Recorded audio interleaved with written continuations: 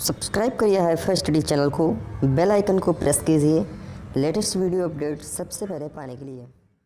Hello friends, एक बार फिर से आप सभी का बहुत बहुत स्वागत करता हूं आपके अपने चैनल हाईफाई स्टडी पे। दोस्तों यहां पर आप सभी के लिए मैं बेहद इंपॉर्टेंट टॉपिक यहां पर लेकर के आया हूं, जो कि आपका पहला मगध का उत्कर्ष, मगध राज्य का उत्कर्ष, और साथ में जो आपका दूसरा टॉपिक रहेगा, ठीक है, मगध राज्य का उत्कर्ष के से संबंधित आपके जितने भी साथियों यहाँ पर क्वेश्चन बनते हैं वो सारे के सारे बताऊंगा, और साथ में जितने भी आपके सिकंदर से रिलेटेड क्वेश्चन बनते हैं वो सारे के सारे आज के इस वीडियो में हम लोग देखने वाले हैं। तो आपको सबसे पहले पता होगा ना साथियों आपको सबसे पहले पता ये होगा कि जो आपका मगध राज्य है वो फिलहाल के लिए आप भारत राज्य का जो नक्शा है उसमें आप देख सकते हैं कि मगध राज्य कहाँ पर था। ठीक है, मगध राज्य कहाँ पर था, ये आपका यूपी हो जाएगा।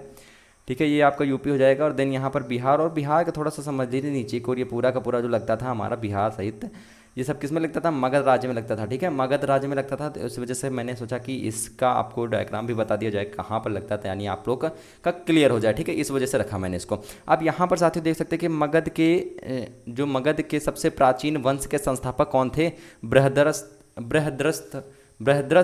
था। ठीक है, और इसकी राजधानी गिरिब्रज राजगृह थी।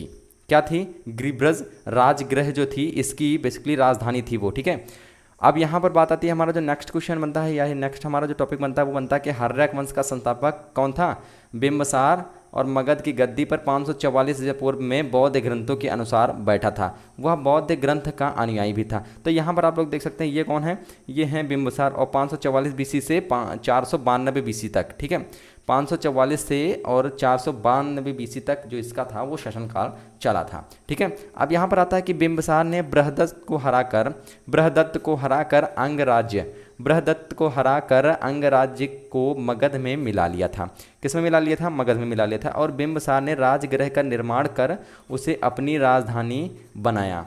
ठीक है, उसे क्या बनाया था, अपनी राजधानी बनाया। तो दोस्तों यहाँ पर आपको जितने भी पॉइंट क्लियर किए जाएं सभी साथी ध्यान से क्लियर कर लेंगे। ठीक है, क्योंकि इंपॉर्टेंट है, इस वजह से मैं आपसे कह रहा हूँ। इंपॉर्टेंट ना होता तो मैं कहता ना आपसे। ठीक है, पहली बात तो इंपॉर्टेंट ना होता तो वीडियो ही ना लेके आता। ठीक है, तो यहाँ पर आप लोग समझ रहे हैं ना कि कितना ज़्यादा ये इंपॉर्टेंट है, क्योंकि काफ़ी सारे स्टूडेंट क्या होते हैं कि इसी में सबसे ज़्यादा कंफ्यूज भी होते हैं। तो यहाँ पर आपको ये तो पता चल ही गया ना कि जो जो मगध राज्य था वो कहाँ पर था भारत देश में, कहाँ पर अगर पूछ लिया जाता है तो आप लोग बेसिकली बता सकते हैं कि जो मगध साम्राज्य था वो कहाँ पर स्थित था। ठीक है, और उसका संस्थापक कौन था, ये सारा कुछ आप लोग बता सकते हैं। चलिए नेक्स्ट हम लोग देख लेते हैं। नेक्स्ट हो जाएगा हमारा कि बिंबसार ने मगध, यहाँ पर साथियों देख सकते हैं आप लोग कि बिंबसार ने क्या किया था, बिंबसार ने मगध पर करीब 52 वर्षों तक शासन किया था। बिंबसार ने कितने वर्षों तक शासन किया था, 52 वर्षों तक शासन किया था। और महात्मा बुद्ध की सेवा में बिंबसार ने राजवैद्य जीवक को भेजा, और अवंत के राजा प्रद्योत जब पांडु रोग से ग्रसित थे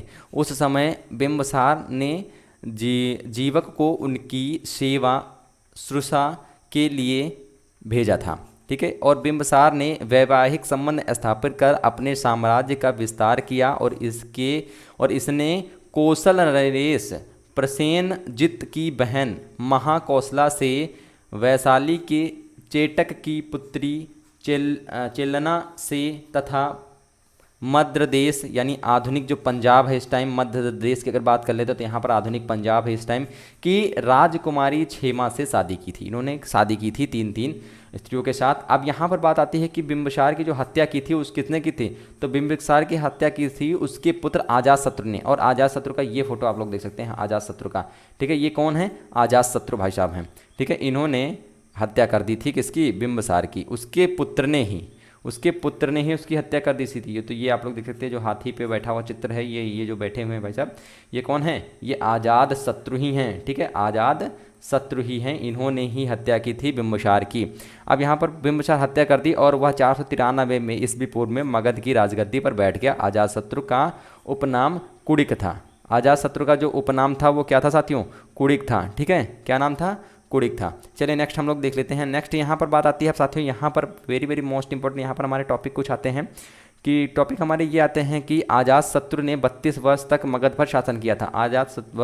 अजातशत्रु ने 32 वर्ष तक, कितने वर्ष तक, 32 वर्ष तक इन्होंने शासन किया था। किस पर, मगध पर शासन किया था इन्होंने। अब यहाँ पर बात आती है कि अजातशत्रु प्रारंभ में जैन धर्म का अनुयायी भी था। किसका अनुयायी था, ये साथियों था जैन धर्म का अनुयायी। ठीक है, जैन धर्म का ये अनुयायी था। अब यहाँ पर आती है कि अजातशत्रु के सुयोग्य मंत्री का नाम वर्षकार यानी वर्षाकार, और इसी की सहायता से अजातशत्रु ने वैशाली पर विजय भी प्राप्त की थी। वैशाली पर इन्होंने विजय भी प्राप्त की थी। और जो वैशाली का एक किला दिख रहा है आप लोगों को ना, ये वैशाली का ही किला है, वैशाली का ही किला है पाटलिपुत्र का, ठीक है, समझ गए ना आप लोग। अब यहाँ पर बात आती है कि अजातशत्रु की हत्या उस पुत्र उदयन ने 461 ईसा पूर्व में कर दी थी और वह मगध की गद्दी पर बैठा था। और उदयन ने पाटलिपुत्र की स्थापना की थी। पाटलिपुत्र ये आप लोग देख सकते हैं ना, पाटलिपुत्र, तो पाटलिपुत्र की स्थापना किसने की थी? उदयन ने की थी पाटलिपुत्र की स्थापना। अब यहाँ पर बात आती है कि उदयन भी क्या था? जैन धर्म का अनुयायी था। उदयन क्या था? जैन धर्म का अनुयायी था। और हर्यक वंश का अंतिम राजा उदयन का पुत्र नागदशक था। क्या था? अंतिम पुत्र क्या था? नागदशक था। तो दोस्तों ये पीडीएफ आपको पता है ना, पीडीएफ कहाँ पर मिलती है? सभी साथी जो साथी नए हैं उनको पता चल जाए कि पीडीएफ कहाँ पर मिलती है, तो हाई-फाई स्टडी 94 पर मिल जाएगी। हाई-फाई स्टडी 94 पर, ठीक है, हाई-फाई स्टडी 94 पर आपको प्रोवाइड कर दी जाएगी पीडीएफ, ठीक है। तो सभी साथी जाके पीडीएफ जरूर डाउनलोड कर देखिए। पीडीएफ डाउनलोड करने से क्या होता है कि आपकी जो तैयारी होती है वो और ढंग से स्टार्ट हो जाती है, अगर आप इसको नोट डाउन करते चलते हैं तब, ठीक है। तो यहाँ पर 2 नाम आए, कौन कौन से नाम आए? एक तो जैन धर्म का ये अनुयायी था अजातशत्रु, ठीक है, अजातशत्रु ने ही अपने पिता की हत्या की थी और उदयन पाटलिपुत्र की स्थापना भी की थी। उदयन जैन धर्म का भी अनुयायी था। अब यहाँ पर बात आती है कि जो अजातशत्रु वैशाली पर विजय प्राप्त की थी, तो वैशाली मंदिर में मैंने आप सभी को दिखा दिया, या फिर किला मैंने आप सभी को दिखा दिया, पाटलिपुत्र में ही है वो। अब चलिए यहाँ पर हम लोग देखते हैं नेक्स्ट, ठीक है, अपना नेक्स्ट जो हम लोग देखते हैं, तो साथियों जो हमारा नेक्स्ट हो जाएगा, यहाँ पर आप देख सकते हैं क्या दिया गया है आपको। यहाँ पर बताया गया ये कि नागवंश जो था, जो नागदशक को उसकी अमात्य शिशुनाग ने 412 ईसा पूर्व में अपदस्थ करके मगध पर शिशुनाग वंश की भी स्थापना की थी, ठीक है, शिशुनाग वंश की भी स्थापना की थी। और शिशुनाग ने अपनी राजधानी पाटलिपुत्र से हटाकर वैशाली में स्थापित किया। ये पाटलिपुत्र से हटाकर और वैशाली में स्थापित किया था। क्लियर? एकदम क्लियर हो गया ना। अब यहाँ पर बात आती है कि शिशुनाग का उत्तराधिकारी कालाशोक पुनः राजधानी को पाटलिपुत्र ले गया। पुनः राजधानी को कहाँ ले गया था? पाटलिपुत्र ले गया था। और शिशुनाग वंश ने शिशुनाग वंश का जो अंतिम राजा था वो नंदिवर्धन था। क्या था? नंदिवर्धन था। और नंदिवर्धन का संस्थापक क्या था? महापद्मनंद था। अब यहाँ से पाटलिपुत्र से हटाकर जब इन्होंने अपनी राजधानी कहाँ पर की थी? वैशाली में की थी, ठीक है। और यहाँ पर अब बात आती है कि नंदवंश का अंतिम जो शासक था वो क्या था? घनानंद था। और यह सिकंदर का समकालीन था। इसे चंद्रगुप्त मौर्य ने युद्ध में भी पराजित किया था और मगध पर एक नए वंश मौर्य वंश की स्थापना की थी। क्लियर हो गया ना? सभी को क्लियर हो गया ना? नोट डाउन जरूर कर लेंगे सभी साथी, नोट डाउन जरूर कर लेंगे। नोट डाउन से क्या होता है कि आपकी जो तैयारी होती है वो बहुत ही अच्छे ढंग से वेल प्रिपेयर, ठीक है, वेल प्रिपेयर होती जाती है। और पीडीएफ अगर डाउनलोड करके आप लोग क्या करते हैं? नोट डाउन करते चलते हैं। अगर नोट करते चलते हैं तो जो आपकी तैयारी होती है, ठीक है, जो आपकी तैयारी होती है वो 100% के करीब चली जाती है।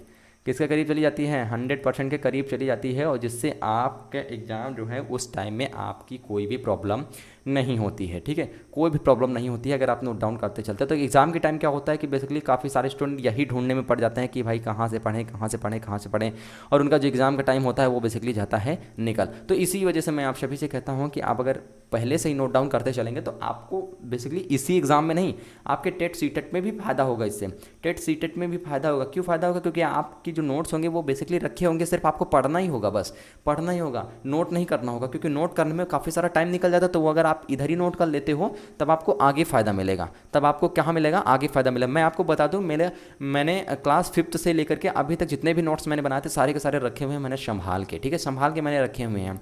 और आप भी ऐसा करिए कि आप लोग भी नोट्स बना के और उसको अच्छे से रख लीजिए, क्योंकि आपको आगे एग्ज़ाम में उससे फ़ायदा होगा, ठीक है साथियों।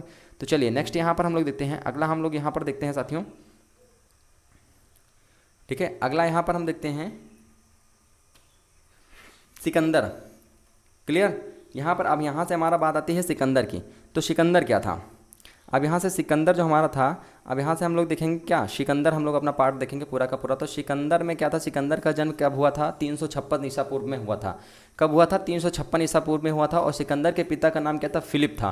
ठीक है, क्लियर हो गया। सिकंदर के पिता का नाम क्या था, फिलिप था। और सिकंदर का ये फोटो आप लोग देख सकते हैं। ठीक है, ये सिकंदर का फोटो देख सकते हैं घोड़े पर युद्ध करते हुए। ठीक है, सिकंदर का ये सिकंदर का फोटो है, इमेज है। और यहाँ पर आप लोग देख सकते हैं कि फिलिप 359 फिलिप जो था 359, यानी इनके जो पिता थे फिलिप, इन्होंने 359 ईसा पूर्व में मकदूनिया का शासक बना और इसकी हत्या 329 ईसा पूर्व में कर दी गई थी। ये मकदूनिया का राज्य है, ये आप लोग मकदूनिया का राज्य देख सकते हैं ना। इतना जो आपका राज्य बनता है ये कहाँ है, मकदूनिया का राज्य, जो कि मकदूनिया में ही है इस टाइम। ठीक है, मकदूनिया का राज्य है ये पूरा का पूरा। तो ये किसका था, फिलिप का राज्य था। ठीक है, मकदूनिया का शासक बना था। सिकंदर का जो पिता था फिलिप, वो 359 ईसा पूर्व में मकदूनिया का शासक बना था और इसकी हत्या, ठीक है साथियों, जो इसकी हत्या की गई थी वो 329 ईसा पूर्व में कर दी गई थी। और सिकंदर किसका पुत्र था, सॉरी किसका शिष्य था, तो सिकंदर जो था वो अरस्तु का शिष्य था। क्लियर है ना, अरस्तु भाई साहब, यहाँ पर आप किनारे देख सकते हैं, अरस्तु भाई साहब ये हैं, बहुत ही डेंजर आदमी देखने में लगते हैं। और उसी तरह से भी सिकंदर भी रहा होगा डेंजर। ठीक है, आप लोग देख सकते हैं, जब शिष्य इतना जब यहाँ पर गुरु इतना भयंकर दिखने में लगता है तो वहाँ पर शिष्य तो उसका होगा ही। ठीक है, तो यहाँ पर गुरु थे। ठीक है, ये गुरु थे किसके, सिकंदर के गुरु थे। अब यहाँ पर बात आती है यहाँ पर साथियों कि सिकंदर ने भारत विजय का अभियान 326 ईसा पूर्व में प्रारंभ किया था। सिकंदर ने भारत विजय का अभियान जो किया था वो 326 ईसा पूर्व में प्रारंभ किया था। और सिकंदर का सेनापति क्या था, सेल्यूकस निकेटर था। जो सिकंदर का सेनापति था वो क्या था, सेल्यूकस निकेटर था।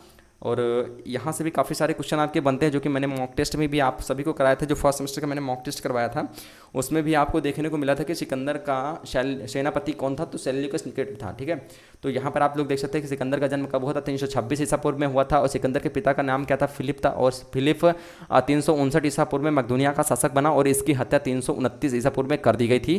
किसकी हत्या, फिलिप की हत्या। ठीक है, और फिलिप किसका था, मकदूनिया का शासक बना था। मकदूनिया आप साइड में देख सकते हैं यहाँ पर मानचित्र में। अब यहाँ पर बात आती है कि सिकंदर ने भारत विजय का अभियान 326 ईसा पूर्व में प्रारंभ किया और सिकंदर का सेनापति कौन था, सेल्यूकस निकेटर था। चलिए नेक्स्ट हम लोग देख लेते हैं। नेक्स्ट यहाँ पर देख लेते हैं कि सिकंदर को पंजाब के शासक पोरस के साथ युद्ध करना पड़ा। सिकंदर को पंजाब के शासक पोरस के साथ युद्ध करना पड़ा, जिसे जिसे क्या कहा गया, हाइडेस्पीस युद्ध या झेलम, ठीक है, वित्सता का युद्ध के नाम से जाना जाता है। ठीक है, इसे हाइडेस्पीस का युद्ध या झेलम का युद्ध के नाम से जाना जाता है। और सिकंदर की सेना ब्यास नदी को पार करने से इनकार कर दिया था। ये आप लोग देख सकते हैं, ये कौन सी नदी है, ये बेसिकली कौन सी नदी है, ब्यास नदी है। तो यहाँ पर तो थोड़ा सा दिखाया गया है, लेकिन पहले इस तरह की बहती थी नदी। ठीक है, इस तरह से खूंखार नदी एकदम बहती थी कि आदमी उसके किनारे चला जाता था तो वो बह जाता था उसी में। इसी वजह से क्या था, सिकंदर की सेना ने क्या किया था, ब्यास नदी को पार करने से इनकार कर दिया था। क्या कर दिया था, पार करने से इसको इनकार कर दिया था सिकंदर की सेना ने। अब यहाँ पर बात आता है कि सिकंदर स्थल मार्ग द्वारा 325 ईसा पूर्व में भारत से लौटा। सिकंदर क्या था, अभी इसको पार करना था ब्यास नदी, तो उन्होंने जब इनकार कर दिया, क्योंकि ब्यास नदी पार करने के बाद ये आसानी के साथ अपने देश पहुंच सकते थे। लेकिन जब इनकी सेना ने पार करने से इनको इनकार कर दिया, तब उसके बाद सिकंदर जो था स्थल मार्ग से काफ़ी दिन बाद यानी 325 ईसा पूर्व में भारत से लौटा था। और सिकंदर की मृत्यु जब हुई थी वो 323 ईसा पूर्व में। कब हुई थी, 323, यानी 2 ईयर बाद या 2 वर्ष बाद आप लोग कह लीजिए, 2 वर्ष बाद सिकंदर की मृत्यु हो गई थी भारत से लौटने के बाद।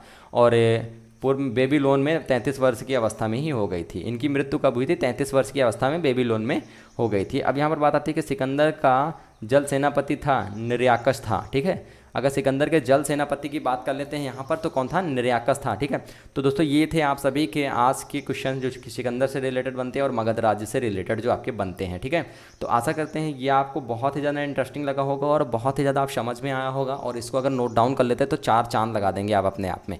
ठीक है, आप अपने आप में अपनी पढ़ाई में 4 चांद लगा देंगे अगर इसको आप नोट कर लेते हैं तब। ठीक है, तो सभी साथी इसकी PDF ले लेंगे। PDF आपको टेलीग्राम पर मिल जाएगी। टेलीग्राम का लिंक तो आपको पता ही ना, हाईफाई स्टडी 94 है, और आप जाके टेलीग्राम पे सर्च कर सकते हैं या फिर आपको डिस्क्रिप्शन बॉक्स में लिंक मिल जाएगा। ठीक है, सभी साथी इसको जाके डाउनलोड जरूर कर लेंगे। तो दोस्तों आज की वीडियो में बस इतना था। दोस्तों मिलते हैं फिर से नए नेक्स्ट वीडियो के साथ। तब तक के लिए थैंक यू सो, जय हिंद, जय भारत, वंदे मातरम।